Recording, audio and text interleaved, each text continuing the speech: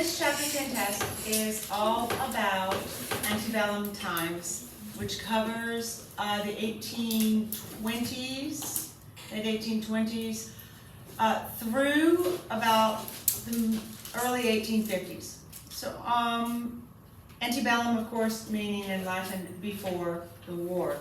Which war are we referencing? Civil War, of course.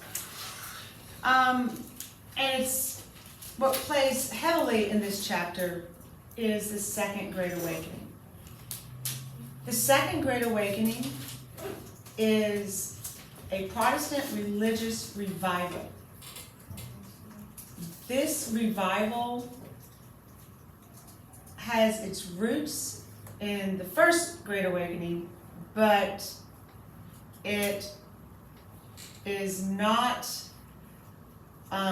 based on original sin. It's based more on free will, and it is interdenominational, which means that its reliance is on a cooperation between denominations of different Protestant churches, especially Baptist and Methodist. Those are your fastest growing churches. In the United States, we don't have a state-supported church. We have a separation of church and state. But we still have this big religious revival because Americans still are, and certainly were, and even more so then, profoundly religious. And they saw around them a lot of things that they would characterize as wrong or dysfunctional or even as sin. Some of those issues were slavery, prostitution, drunkenness. And the reaction is reform. And the reform movements come directly from the Great Awakening. So if you have a problem like slavery, what is the reform movement called? Abolition. If you have an issue of drunkenness, what is your reform movement? Prohibition. Yes, Maine law. Temperance. What was for slavery again? Abolition. Manumission. Yes, ma'am. Wait, so the Second Great Awakening roots in what? It's the Second Great Awakening, so it's First Great Awakening, of course, with back in the 18th century. But this one is not. It's not Calvinist. It's not Puritan. It's Protestant, yes, but it is free will, a personal relationship. And go back to that very first slide I showed you where there was, remember the tents that were there and all the people were outside? It literally looked like they were camping, right? That's why they call them camp revivals, okay? So people could go, get out of the weather, etc. They would have these camp revivals, and they'd be like a week-long event. People would come from all over the place. And they were interdenominational. They relied on the cooperation of all the denominations.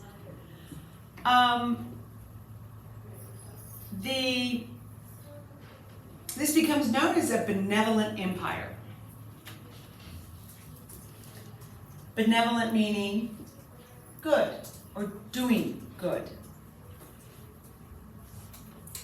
One of the most important that we see, or one of the most successful rather, is of course temperance. That is the reduction of the overconsumption of alcohol. So temperance is pretty successful.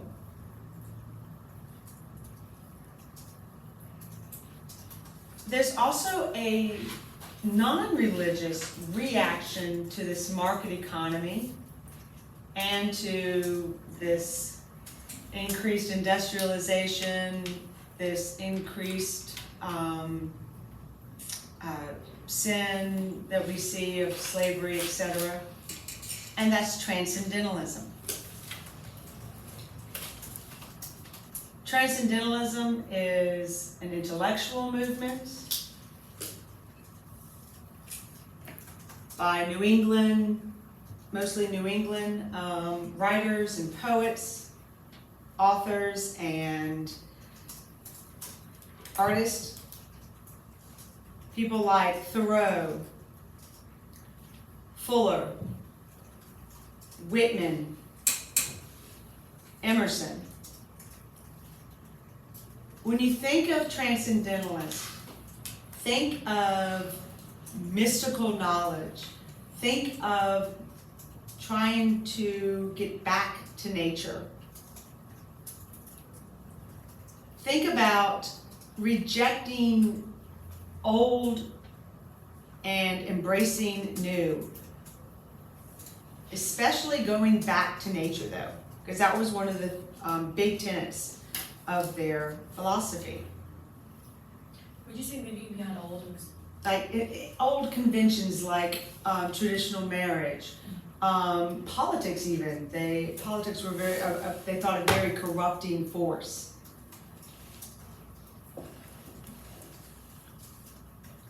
Walt Whitman writes poetry about nature, the leaves of grass and things like that. Emerson talks about reconnecting with nature,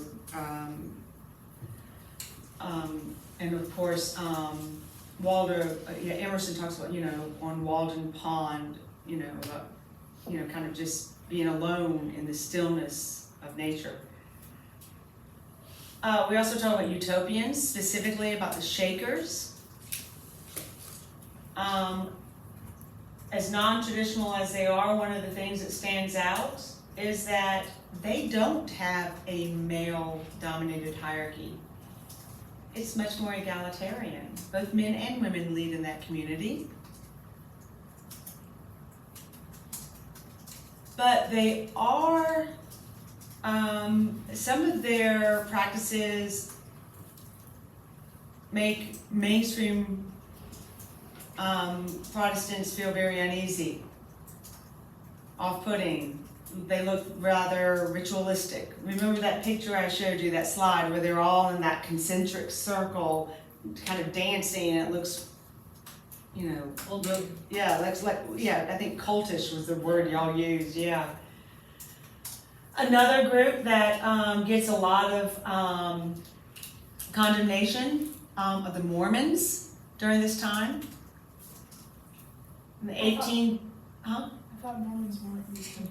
Nope, they weren't, but they are a religion founded by Joseph Smith in 1830, the Book of Mormons.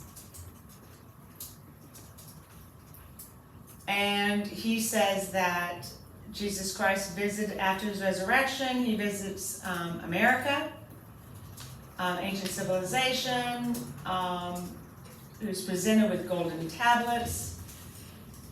He also practices polygamy, multiple wives. He gets into all kinds of trouble with that and with the authorities in Illinois. Eventually, he is murdered and his followers go to Utah under the guidance of Brigham Young. This second Great Awakening impacts all Americans, also African Americans, both those in the South and in the North, those free and those enslaved. Those enslaved, though, they would have a black preacher come in on Sunday, preach to them, but they would also have a white overseer, making sure that that preacher didn't talk about freedom, didn't talk about anything that would stir up any kind of rebellion. Later on, they would meet after all the lights were out, and then they would talk about freedom and rebellion and things. Free African Americans, especially in the North, were able to worship freely on their own. They founded their own churches with their own cultural touches. The African Methodist Episcopal Church, AME,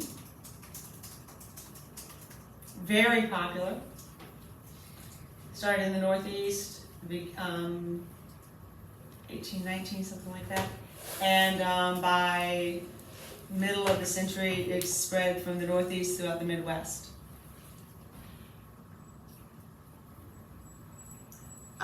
You also have people like David Walker, who talk about abolition, who call for the immediate end to slavery, and say if you do not abolish slavery, then rebellion and violence can absolutely be justified. And we have just that in the Turner Rebellion, where Nat Turner murders 55 whites in Virginia. The result of that rebellion is that slave codes are restricted. Laws regarding those enslaved are tighter, more control on those that are already enslaved. Other abolitionists like William Lloyd Garrison, who publishes The Liberator. Wait, can you repeat that last sentence? William Lloyd Garrison, publisher of The Liberator. He calls for an immediate end to slavery as well. He also condemns Congress, the Constitution, for their tacit approval and overt approval of slavery.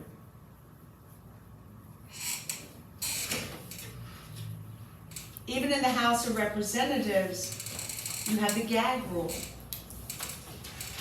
The official record in the 1830s, after 1836, does not show any abolitionist attempts to bring up the abolition of slavery, even though there were many, many attempts because of this gag rule. So it looks as if no one was trying to abolish slavery in the House of Representatives. And that's just simply not true because of the gag rule in 1836. Women also participated in this abolitionist movement. You had the Philadelphia female. Ms. Foster, Yes, could I have Joey Hayes for dismissal, please? yes. Thank you. Sorry. Where are you going? I think my dad's just like a business meeting or something. I don't even know. Okay. Philadelphia We female. start recording now. Yes, please do. Thank you. Female Anti-Slavery Society.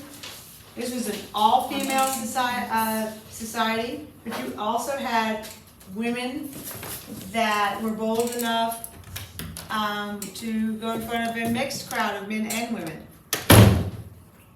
The American Anti-Slavery Society sponsored those lectures, petitions. Nowadays, we sign them online, right? Back then, they had to go around collecting signatures. They also would help fugitive slaves, those who tried to escape slavery in the South. Many of them would escape through the Underground Railroad, which is neither under the ground nor has tracks or a choo-choo train. Just to be clear. Underground Railroad is a safe passage, a series of safe houses and dwellings and churches that would give these fugitives places to go, food, clothing, and assistance and money and travel and documents and things like that. But oftentimes when these fugitives would get up north, they were met with a lot of resistance, especially when it came to trying to find a job. Many of the wage earners up in the northern states did not necessarily support abolition because they were unskilled workers. A lot of these unskilled, newly freed persons would come up and be a, economic competition. And free blacks did not necessarily have a lot of economic opportunities. They usually had, low-wage jobs, okay? Women's rights, the first Women's Rights Convention, Seneca Falls, in 1848. Very ambitious platform that they have. They even call for women to have, in the Declaration of Sentiments, they call for women to have the right to vote. This it doesn't go anywhere.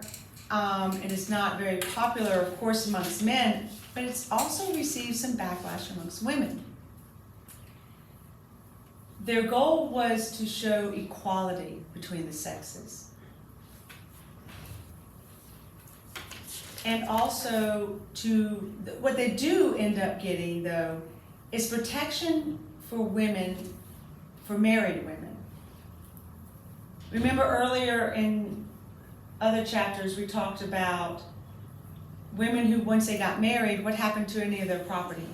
Just give it to Yeah, it was their husbands. They no longer had property. They no longer had anything they brought into a marriage was then their husband's. They couldn't get a divorce. If they did, it was called abandonment, and the children were not theirs. By the 1820s, you could get a divorce in every single state except for South Carolina. You could then also take your property with you or any kind of belongings. Wait, why not South Carolina? Just because there's... That was, marriage is something that's by the state at that time. It actually still is, but it's also protected by the Constitution now, through the 27th Amendment.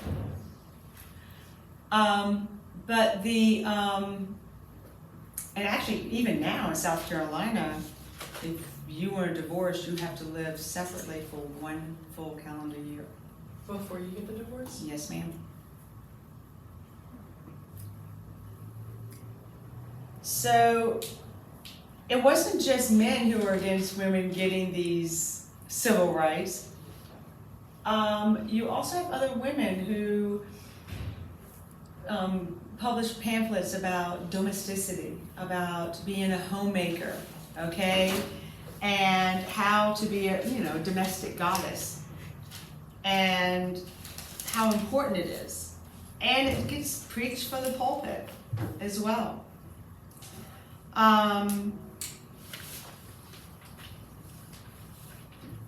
And really, education is also another reform. I don't know if we really touched on too much about that. Horace Mann is famously the father of public education. You said Horace Mann, M-A-N-N. Horseman? Horace, not Horseman, that's somebody else. Not really sure who that is. Somebody else. Yeah. All right, that's it. That's your test. That's the entire test. That's the entire test. What was the educational reform? The chapter itself is really not that long. The next chapter is going to have a whole lot of it. Okay? What was the about? Wait, what was educational Garrison's reform? name? What was his first name? William Lloyd Garrison. But what did he turn to for the Constitution or something? He criticized the Constitution. Yeah, that's what I thought. Yeah. The Constitution tacitly approves slavery. Like with the 3/5 compromise and it bans the international slave